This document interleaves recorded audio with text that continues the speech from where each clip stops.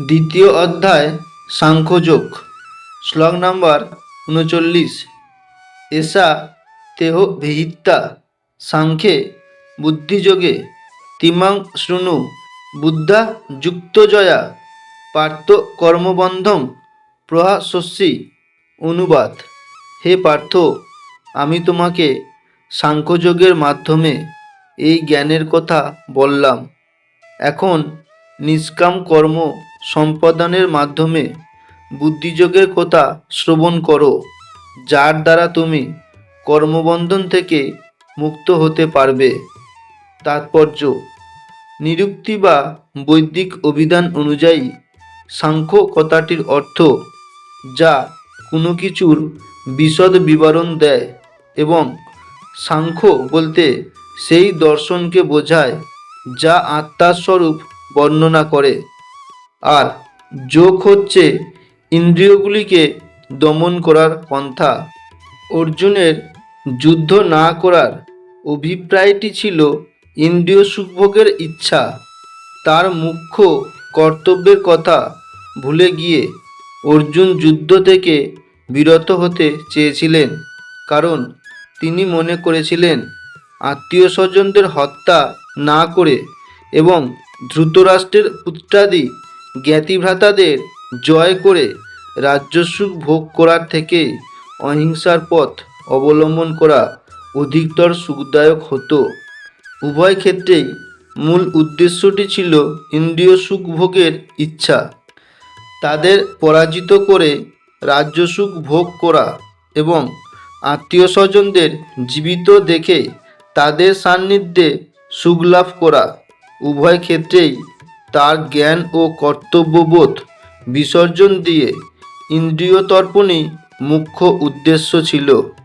শ্রীকৃষ্ণ তাই অর্জুনকে বোঝাতে চেয়েছিলেন তার পিতামহকে হত্যা করলেও তিনি তার পিতামহের আত্মাকে কখনোই বিনাশ করতে পারবেন না, এবং তিনি ব্যাখ্যা করেছিলেন যে প্রতিটি জীব এবং স্বয়ং ভগবান সনাতন ও স্বতন্ত্র।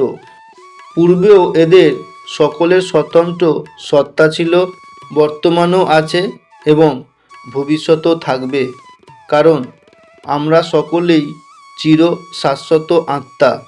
আমরা কেবল বিভিন্নভাবে আমাদের দেহরূপ পোশাকটির পরিবর্তন করি, কিন্তু প্রকৃতপক্ষে দেহের বন্ধন থেকে মুক্ত হবার পরও আমাদের স্বতন্ত্রতা বর্তমান থাকে। ভগবান শ্রীকৃষ্ণ আত্মা ও দেহের সম্বন্ধে একটি বিশ্লেষণাত্মক স্পষ্ট ব্যাখ্যা প্রদান করেছেন, এবং বিভিন্ন দৃষ্টিভঙ্গির পরিপ্রেক্ষিতে আত্মা ও দেহ সম্বন্ধে এই বিস্তৃত জ্ঞানকে নিরুক্তি অভিধান সাংখ্য নামে অভিহিত করা হয়েছে।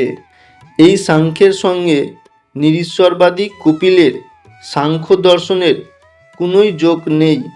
কপিলের সাংখ্য দর্শনের বহু পূর্বে শ্রীমদ্ ভগবতে শ্রীকৃষ্ণের অবতার প্রকৃত কপিলদেব তার মাতা দেবহূতিকেই সাংখ্য দর্শনের ব্যাখ্যা করে শোনান। তিনি স্পষ্টভাবে ব্যাখ্যা করে বলেছেন, পুরুষ অথবা পরমেশ্বর ভগবান সক্রিয় এবং প্রকৃতির প্রতি দৃষ্টিপাত করার মাধ্যমে তিনি সৃষ্টি করেন। বেদে এবং ভগবদ্গীতাতে এটি স্বীকৃত হয়েছে।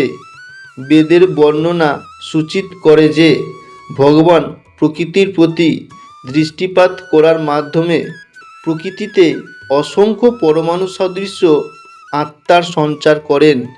জড়জগতে এই সমস্ত আত্মার ইন্দ্রিয় তৃপ্তি সাধন করার জন্য কর্ম করে চলেছে, এবং মায়ার প্রভাবে তারা নিজেদের ভোক্তা বলে মনে করছে।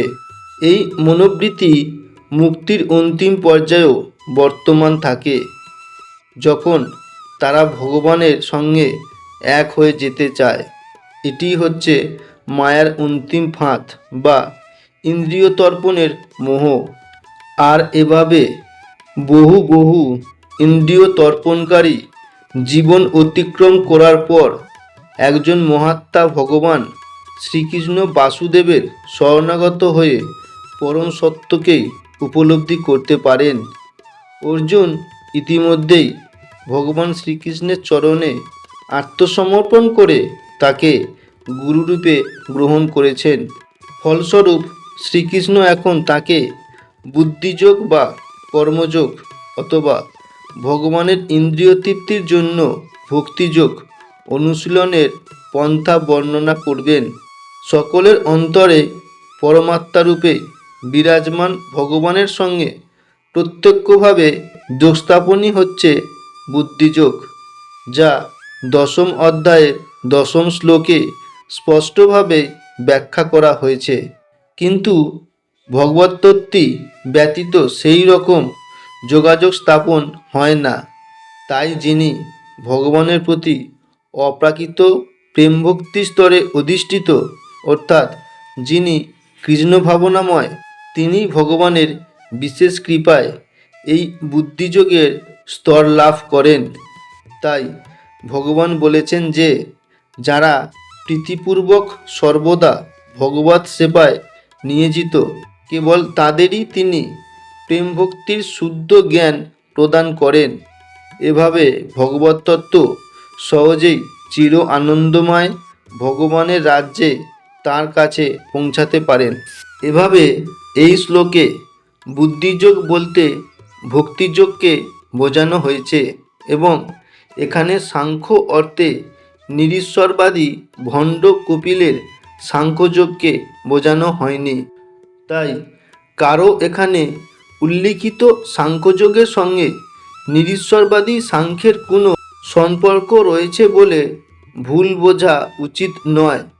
আর তাছাড়া ভগবান শ্রীকৃষ্ণ যে সময়ে ভগবদ্গীতা বলেছিলেন তখন সেই দর্শনের কোনো প্রভাব ছিল না।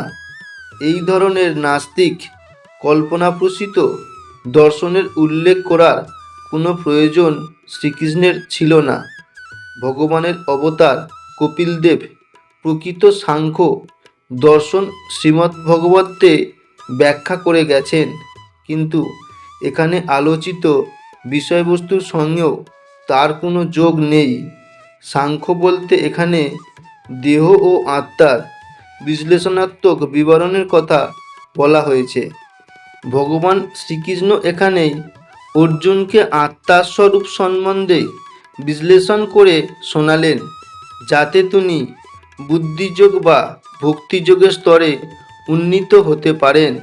প্রকৃতপক্ষে ভগবান শ্রীকৃষ্ণের সাংখ্যের সঙ্গে শ্রীমদ্ ভগবতে বর্ণিত ভগবান কপিলদেবের সাংখ্যের মধ্যে কোনো প্রভেদ নেই, কারণ উভয় সাংখ্যই হচ্ছে ভক্তিযোগ। তাই ভগবান শ্রীকৃষ্ণ বলেছেন, অল্প বুদ্ধি সম্পন্ন মানুষেরাই কেবল সাংখ্যযোগ ও ভক্তিযোগকে ভিন্ন বলে মনে করে।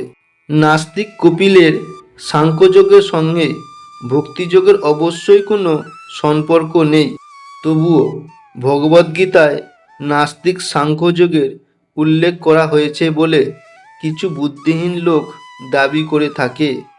তাই সকলের জানা উচিত যে বুদ্ধিযোগের অর্থ হচ্ছে কৃষ্ণ ভাবনায় মগ্ন হয়ে পরম আনন্দে ও ভক্তি সহকারে ভগবানের সেবা করা।